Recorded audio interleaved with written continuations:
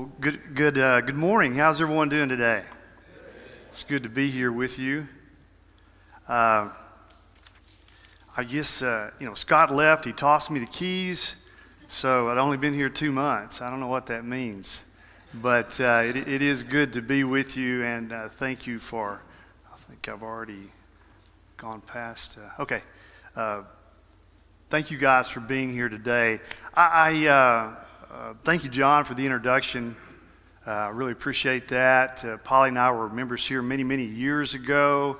You'll notice that my hair color is different now than it was back, 30 years ago. It's bleached out. I don't know how that happens, but at any rate, my youngest daughter, by the way, takes all the credit for my gray hair.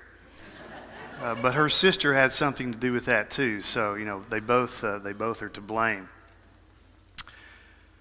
So we're talking about Romans, and Scott, as he left, asked me to say something about Romans, and I'm glad to do so. Excited about that.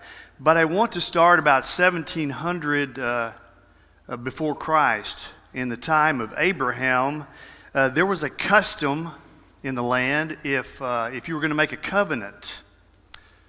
And so if you're going to make a covenant to another person, it was kind of a bizarre, in our mind, what would be a bizarre custom, because you would cut up an animal and you would put the entrails and all of the pieces of the animal on in parallel lines.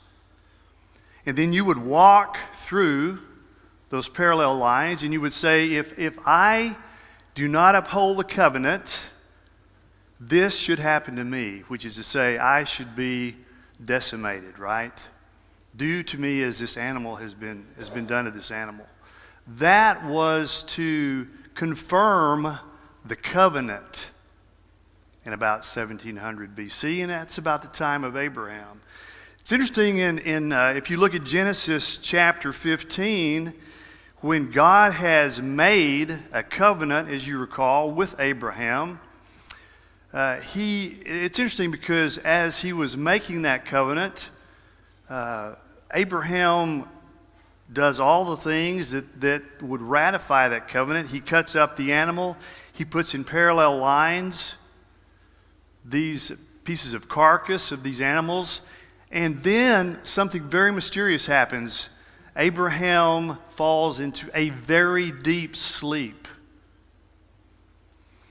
And as Abraham is sleeping, something very interesting happens. A manifestation of fire comes through and goes right through those parallel lines of that carcass, and God is in that fire, and he ratifies the covenant with Abraham. You can look it up in Genesis 15. It's a very, very interesting story because God actually ratifies or confirms the covenant that he gives to Abraham.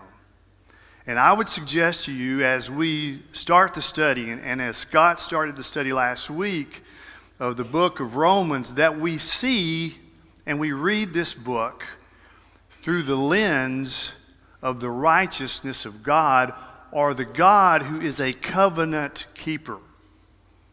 The God who is a covenant maker and a covenant keeper. It's interesting when you think about the book of Romans, because most of Paul's correspondence in the New Testament is what we call occasional correspondence. There was something that prompted the letter typically. Think about the letter to the Galatians. He starts it by saying, I am astounded. I am amazed that you are leaving the gospel, right? They were a group was trying to force circumcision, right, on the Christians there. And Paul says, I am amazed. So there was an occasion for that letter, right? He was angry. Think about Philemon, the letter of Philemon. Onesimus, the slave. Paul is writing to tell Philemon to accept Onesimus, the slave, as a brother, right? There was an occasion to the letter. Well, what's interesting about Romans is, number one, Paul did not found the church in Rome.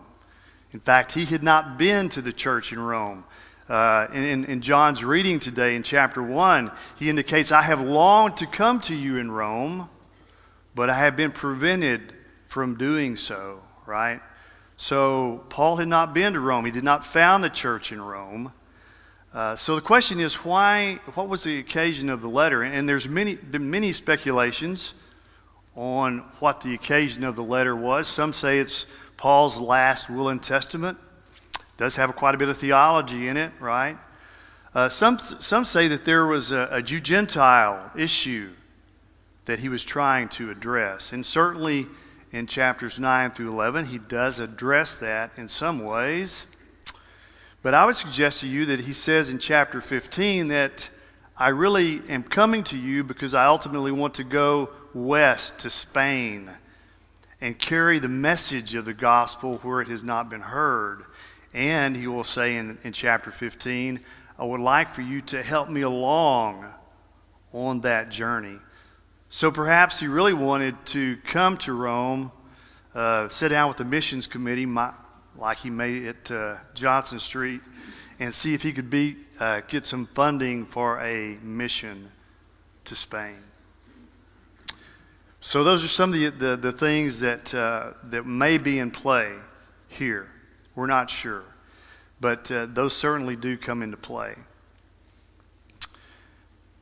I want to, by the way, if you want a really quick little outline to the book of Romans, if you look at chapters 1 through 11, they're what we typically call the doctrinal or theological pieces of the letter, and all that means is 1 through 11 typically contain what Paul's understanding of the gospel is. And so he writes that in chapters 1 through 11. And 12 through 16, we typically call that the ethical section. Because in chapter 12, he'll say, therefore, in view of God's mercy, present your bodies as living sacrifices. And he'll then start telling them how to live, right? How to live. So that's the ethical section, 12 through 16. I think it's interesting, and I put this, by the way, Lane Burns helped me put this, these slides together, especially with the maps, because I tried it with my Etch-a-Sketch, and some of you don't know what an Etch-a-Sketch is. I can tell. And it didn't work, so Lane was so helpful in putting the little maps together. So the world of Jesus, we're not talking about, Jesus is not who we're talking about in terms of Paul today, but let's think about Jesus in his world. Where did Jesus spend most of his time? It was the region of Galilee. By the way, this is not to scale. I had a friend who's an attorney, and he was always drawing maps, and he always had on the bottom of them, not to scale. And he was right. They were all wrong. Everything was everywhere. So this is, the region of Galilee is somewhere north of Jerusalem. And it spans probably 25 miles wide and probably 30 to 40 miles long. It's a small area. That's where Jesus, as you recall, when you're reading the Gospels, he's always on a boat, right, in the Sea of Galilee, going back and forth. Well, the area of Galilee and Nazareth is in northern lower Galilee. That's the hometown of Jesus, right? And Jesus probably, if you think about it, probably never walked more than 200 miles from his home. And then, by the way, he taught in the countryside. Think about the feeding of the 5,000. Right? He didn't send them over to McDonald's for Happy Meals, right? Because there was not a McDonald's. They were out in the countryside, and so he had to feed them. But Jesus is always teaching then in the countryside. And I think it's really interesting when you think about the career of Jesus, as short as it was, and the career of Paul then. So Jesus was kind of in the countryside, where Paul spent his career spanned the whole eastern part of the Mediterranean. If you were thinking about going from Jerusalem, where he started many times, through what modern day Syria and Turkey, all the way to Rome, and he finally does, Paul, make it to Rome in chapter 28 in Acts, right? We're told that Paul makes it to Rome, and he was probably executed there as well. If you look at his itinerary in Acts, Paul probably traveled about 10,000 miles during his career, a long, long time. So he spanned a great deal. And so compare that to Jesus in a small tract of land where he had his career. I just think it's very interesting. So in a world that is man-centered, it is hard to stand back and first consider what God has done in Christ and how his climactic intervention should shape our response to him. And as John read today, the righteousness of God has been revealed. The dikaiosino, that the righteousness, gartheou, of God has been apocalyptitai is the Greek. It has been revealed. We get our word apocalypse, or revelation. I think this is what's typically considered the thesis statement of Romans, and I think it bears a lot of reflection and thought as we read the book. Because if I were to ask you, and I would say the word faith or the word righteousness, and I would ask you to respond to me, what are you thinking about when I ask you the word faith or righteousness? I bet if you're like me, you would start thinking about your faith and how feeble sometimes my faith is, right? Or my righteousness. But I think we get it backwards when we think about the righteousness of God and the faithfulness of Jesus Christ. Those, and this is my thesis statement today, is those are to stand front and center. They did with Paul in the book of Romans to help shape our response to a faithful God. God's righteousness, again, going back to that covenant ratification that he had with Abraham that was so dramatic, a ball of fire coming through and ratifying or confirming that covenant. That's how serious God is about his covenants with us. That's how serious he is about keeping those. And only through that lens, I believe, then do we read the book of Romans. Because shortly, right after verse 17, we're going to find that the world is a very, very deprived place, right? In fact, Paul will say the Gentiles have sinned. And the Jews are getting really excited about that. And then he's going to say the Jews have sinned. And then Paul's going to say all have sinned and fallen short of the glory of God. But only through God's climactic intervention, through Christ, did he set that straight, right? That is what set straight then and gave us our response, feeble as it is. So I think thinking in a man-centered world, man and woman-centered world, and we're so bombarded with that it's hard to, in first blush, to think about a God who has been faithful and righteous. And that is exactly what Paul says in chapter 1 and verse 17.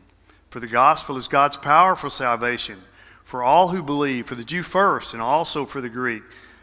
For notice, in it God's righteousness is being revealed from faith to faith.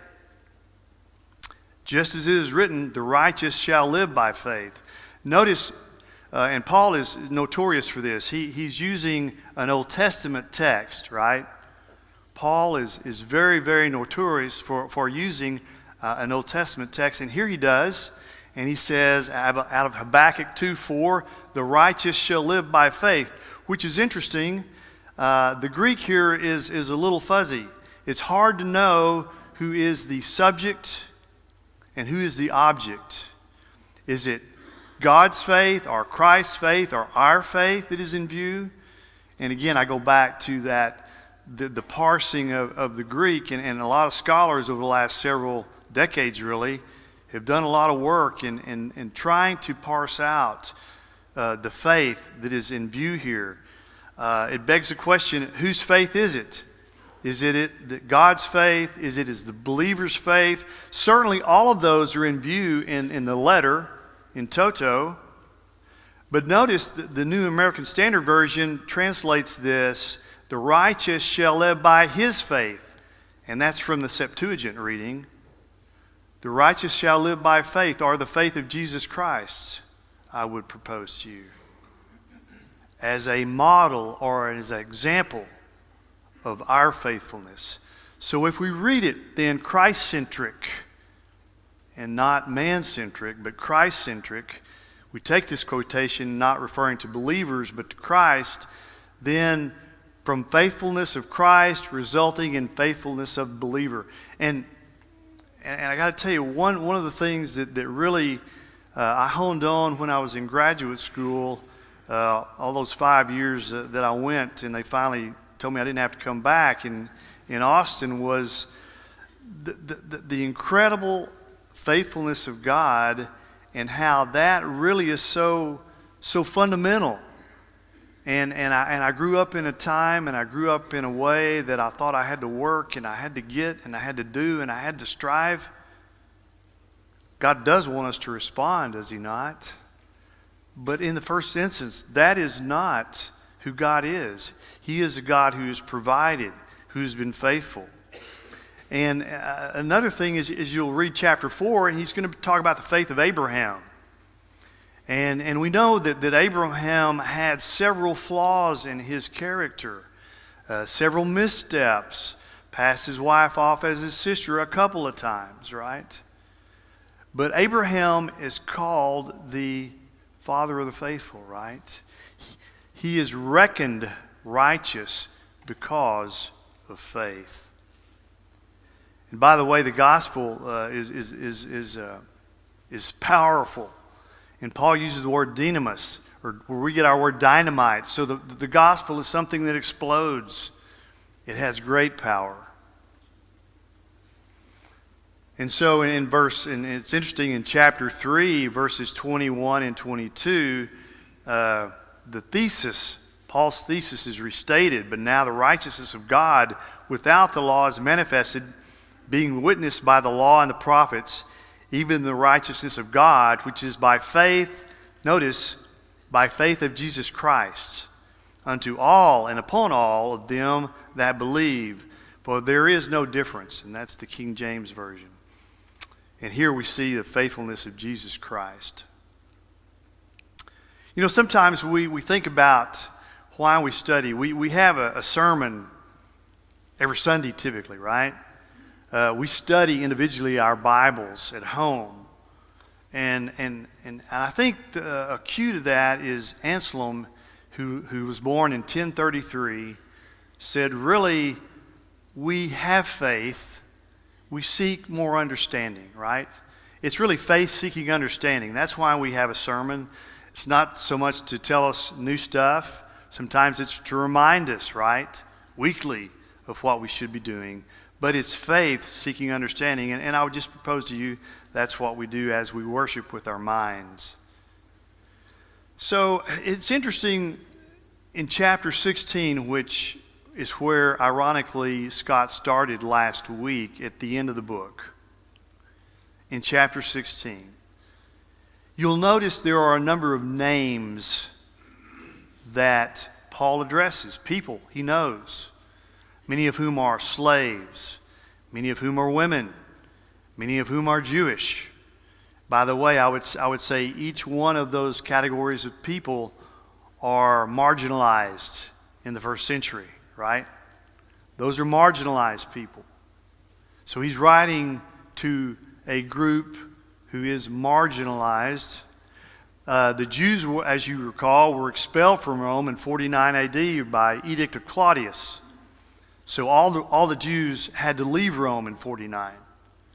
And if we take Romans being written by Paul about 57 AD, that means that they've had, maybe 8 years to come back. So they're coming back, but they're still in society. Just think about the Roman legions. Think about the cruelty. And so I think it's not ironic that Paul spends 2 chapters chapter 5 and chapter 8, dealing with suffering. Now, these chapters do not have the same vocabulary, and you might put them side by side and say there are some dissimilar things, I would agree. But thematically, it appears that suffering is front row center in these chapters. In fact, chapter 5, therefore, Paul says, since we are justified by faith, we have peace with God through Christ. We have obtained access to grace in which we stand, and we rejoice in our hope. We rejoice in our suffering, knowing that suffering produces endurance.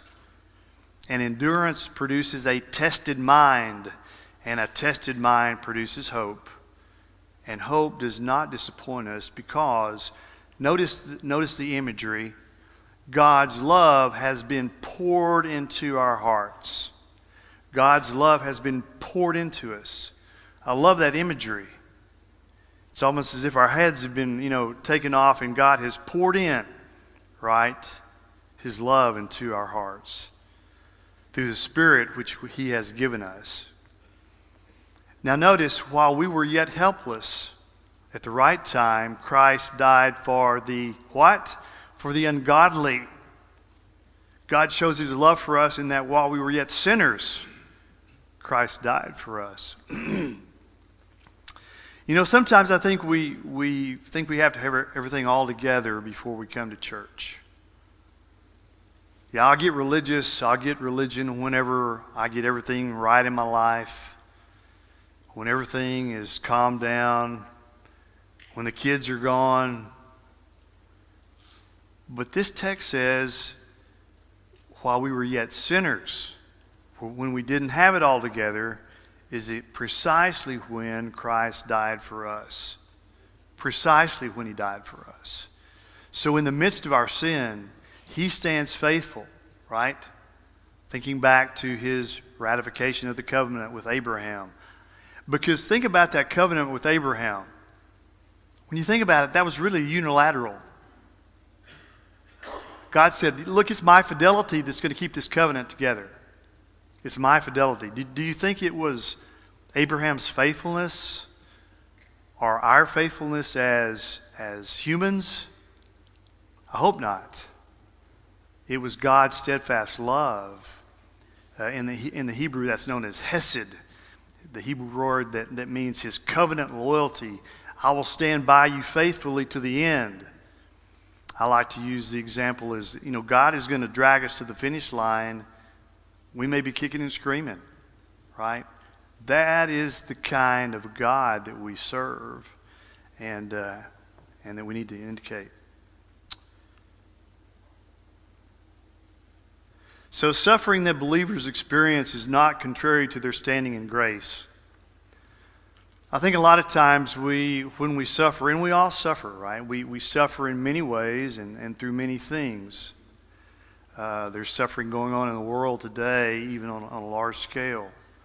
But we think that maybe we're outside the boundaries of God's grace when we suffer. But I think the idea is within our suffering, we are in many ways right in the center of our faith, not on the edges, but the center. So I want to tell you about a book. There's a man, his name is Nicholas Wolsterstorff, and he taught for many years at Yale Divinity School. And Nick had a son whose name was Eric, and Eric was 25 years old, just graduated college. He was in graduate school, and he was in Austria hiking, climbing mountains, dangerous. And Eric made a misstep, and he fell to his death, 25 years old.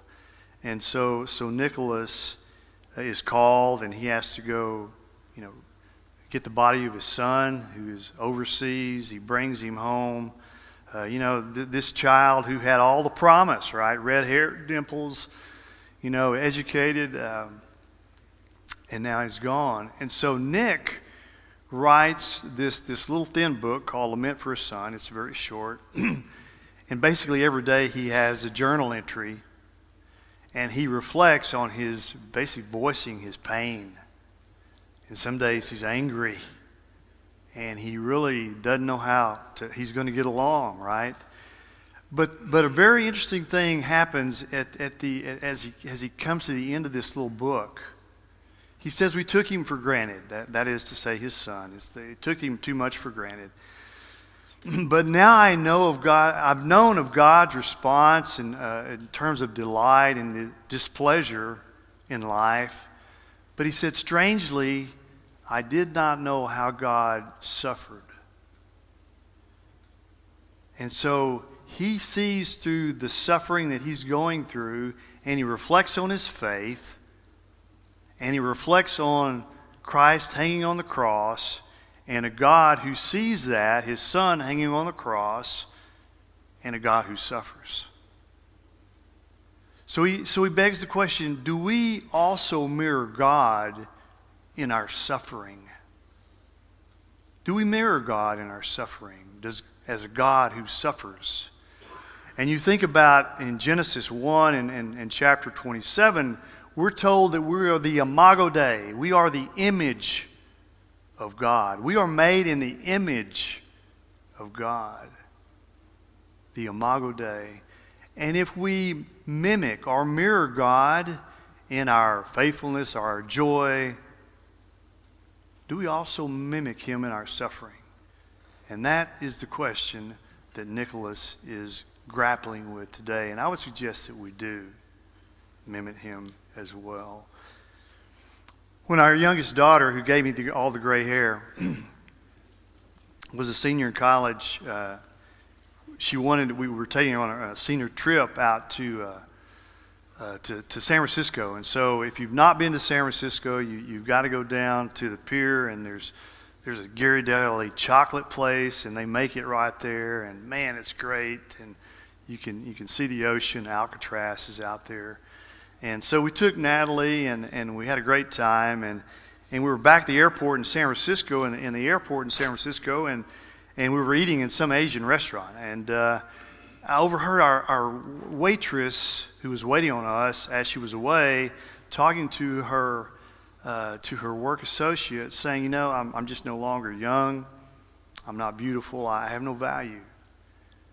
And, that's been many years ago, and I still remember that conversation because I wanted to tell her, I didn't get the chance, you were made in the image of God, right? And anyone who is created in the image of God by a God who is faithful to his creation has worth, has value.